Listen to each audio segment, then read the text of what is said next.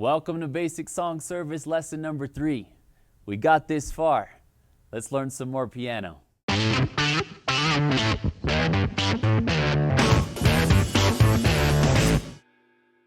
All right, so in this video, I want to show you how to use what's called your sustain pedal. And then after that, we're going to get into how to play some fast songs, a little bit different from slow songs. And then I'm going to show you something else called inversions. Basically something that'll help you in simplifying switching your chords or your transitions. And then we'll go from there, all right? So let's get started. All right, so first I want to go over how to use your sustain pedal. Some of you may not have a sustain pedal. I encourage you, if you can, to get one. This will really add to your piano playing, make it sound really nice. But it's important to know how to use it. So basically, when you're playing a song, when you press down the keys, it creates the sound, right? When you lift off, that sound stops, okay? So you can see I'm pressing down and lifting up, and as soon as I lift up, that sound stops. Well, if I'm pressing down my sustain pedal and I press that note, notice the difference. My finger's not touching, but you can hear that sound being sustained, all right? But as soon as I lift off the pedal, the sound stops. And of course, even with the sustain pedal, the sound, gradually tapers off. You can't hear it anymore. But when you're moving a bit faster, like through a song, it's really important. All right, so here, what I want to do is I want to demonstrate with a chord. I'm going to have the sustain pedal pressed down. I lift off. There you go. You can still hear the chord ringing out. Whereas if I were to lift off of the sustain pedal and do the same thing, it's just a solid pop of sound and it goes away. So the technique you want to use when playing your sustain pedal is you want to hold it down, and then when you switch to the next chord, you want to lift off and back down. Just a quick up down. That way it could release the sustaining of the previous chord and it'll hold the sustain of the current chord. You might ask, well, why don't you just hold the sustain pedal down the whole time? If you hold it down the whole time, you're going to get a sustained sound of all the chords that you're playing at the same time, and it can get really messy. I'm not even going to demonstrate it because it just doesn't sound very good. So just to give you an example, this is how it would be when you were playing a handful of chords or a song. What I'm going to do is I'm going to transition from G to D to C, back up to D, and back up to G. So I'm basically going to stair step down and stair step back up. But I want you to watch my foot, how I lift off and press back down each time I hit that new chord, all right? Here we go.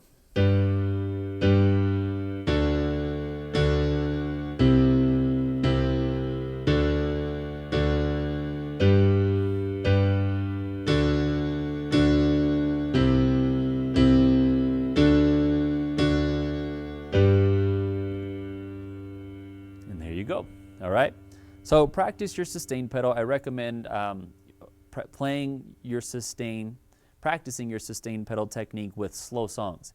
Fast songs tend to be more abrupt type of sounds, but there are many times where you'll still want to use your sustain pedal a little bit to carry out a chord. So use your judgment depending on the type of song service you guys have, the type of songs you guys sing. So if you're playing and it sounds like all your chords are piling up, well, that's your indication that you're not letting off of your sustain pedal either at all or not enough. Sometimes they can be really sensitive, and if you don't lift off far enough or not sensitive enough, you got to figure out how your sustain pedal works to be able to cut off the sound and to be able to sustain the sound. So side note, sometimes what happens, especially with keyboards I've noticed, is the sustain pedal works the opposite way. It's sustained by default. You don't even have to press the pedal, it just sustains everything. And then when you actually press the pedal down, it stops the notes. If that's the case, turn off your piano, unplug your sustain pedal, plug it back in, but don't step on the pedal. Make sure your feet are off the pedal. And then turn your piano back on, of course. And so that should fix the problem. It just reversed the sustain feature on your pedal. So that should be a quick fix if your pedal seems to be reversed, all right? And so that's that. All right, so now I just want to demonstrate a fast song. This is a familiar song. We sing it at Prescott Conference. A lot of our churches are singing it now. It's a great song. It's called Freedom. We play it here in the key of E. And so I just want to demonstrate how I play a fast song. Because of the style of this song and how some of the chords are stretched out, I play kind of like in threes. So like where the Spirit of the Lord is, I'll go 1, 2, 3. And then again, 1, 2, 3 to the A. I'll just kind of pop it in threes. Where the Spirit of the Lord is, there is freedom. All right, so just so you can kind of get the idea of why I'm doing what I'm doing, that's what's going on, all right?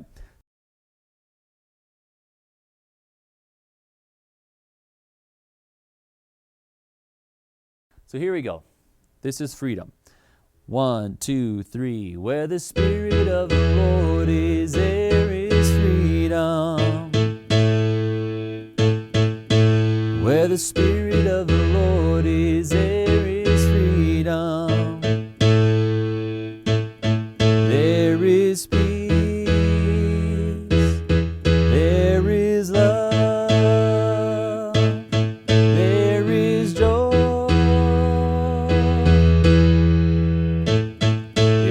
Freedom.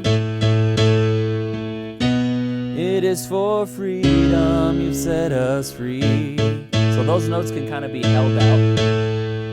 It is for freedom you set us free. Down to I'm free. And I'm free. I'm free. Down to the C sharp minor.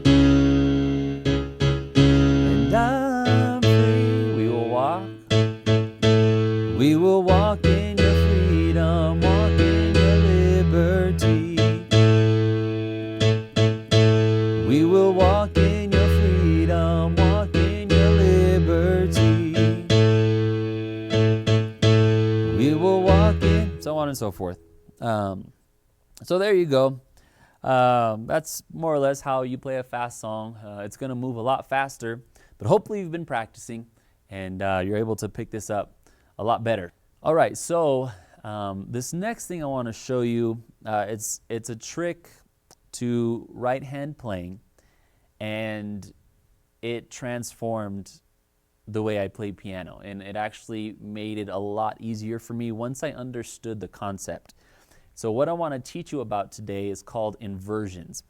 So basically what an inversion is you're going to take your chord, whether it's a major, minor, any other chord for that matter, and you're going to change the position of it, all right? So we've been referencing Creating Me a number of times, so why not stick with that? If I were to play it standard with my first, third, and fifth finger using the 1, 5, 8 pattern, remember those are different, then it would look like this. Here's my G, here's my D, C, and I jump back up to C. You notice I said jump.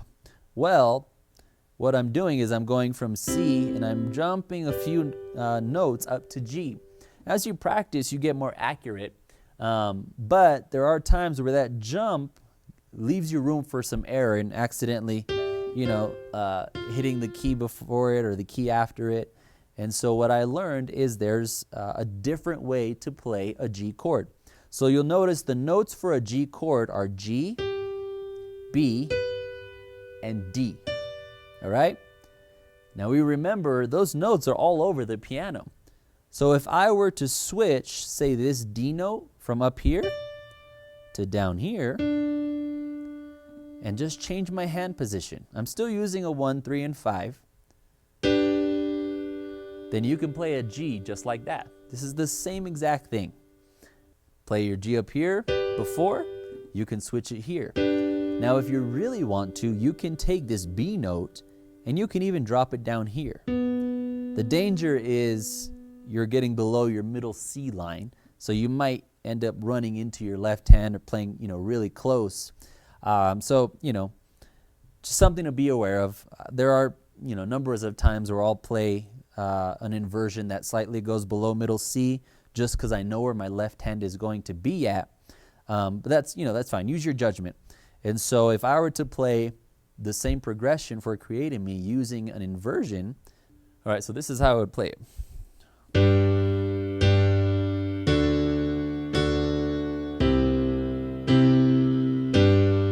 All right, so you notice I went from here, and there's not as much. Before, if I was playing the normal way, the 1-5-8 pattern with my first, third, and fifth finger, is I'm going from C down here, and I'm jumping 1, 2, 3, 4, up four more keys, all right?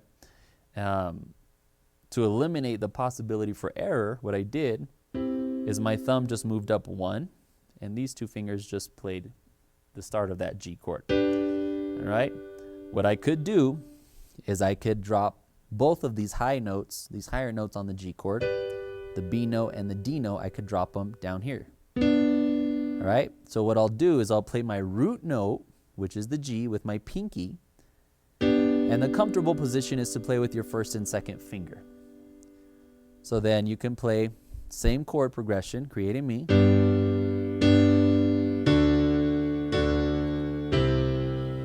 And you'll notice when I go back to the G, my finger's already in place. My second finger is ready to go. I'm just going to hit that note, and I'm just going to drop my thumb down. And of course, lift off, anything else, just keep my G. So I'm going here, here, C, inverted G, C, inverted G. It's a really nice sounding chord too. So practice that.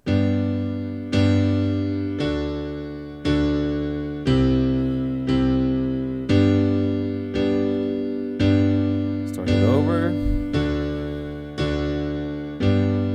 There's creating me, a whole new way that you can play it, and it makes it a lot easier without having to jump so many times. All right, so the last thing I want to go over in this video is something called split chords. What split chords basically are is you're playing 2 separate, chords, you can say, at the same time. All right, so what I'm going to do is I'm going to put up the song, Give Us Clean Hands. Prescott's been singing this song at the conferences recently. This is the sheet music for it. You can see it begins in the key of G. All right, and then you see right after that, there's a D/F sharp. So the way you play that is kind of confusing, but you have to actually flip it when it comes to which hand to play. So whatever's on the left of that slash, you play with your right hand. Whatever's on the right of that slash, you play with your left hand as an octave. All right, so you can see it's D/F sharp. All right, so D is my right hand over the F sharp, which is my left hand. All right, so then it'll sound something like this. For we bow our hearts, we bend our knees, and then you go on from there. All right, so what I did there is the D sharp, or the D over F sharp. All right, sometimes they have minors written in there and stuff like that. If you're playing an octave, it doesn't really matter as long as you get the notes, the 2 F sharp notes as your octave. There you go. That's how you play inversions. All right, so that's it for piano lesson number 3. Just encourage you guys, practice. Practice is going to get you there. You have basically 3 weeks of time to go and practice the things I've taught you in this video. It might seem like a lot at times, but you can stop, you can rewind the video, and just go over those things until you lock them in pretty good. And the inversions, playing fast songs, how to use your sustain pedal, all those things. Keep working on that left hand pattern or the left hand technique, and you'll get there. You'll get there. Your muscles are developing that memory. Your brain is learning, your coordination on the piano, and so you'll get there. Just keep practicing, keep pounding away at it, and sometimes you hit, the wall, the proverbial wall. You're playing, and you feel like you're stuck. Sometimes you just got to take a step away for a few minutes, or even, put it down for a day, come back to it, and over time, you'll break through that. You'll break through that. So don't give up. Don't quit. You got this. I'm excited to hear how things are going. Feel free to use the comments section below to ask any questions, or to people know how things are going, how you're doing on learning your piano. And I'd be more than happy to hear any testimonies out there of how these lessons have helped you out. So I'd really appreciate that. It would be really exciting to hear that, and I'm sure for other people too. So you take that, and we'll take it a step further on piano lesson number 4. See you next time.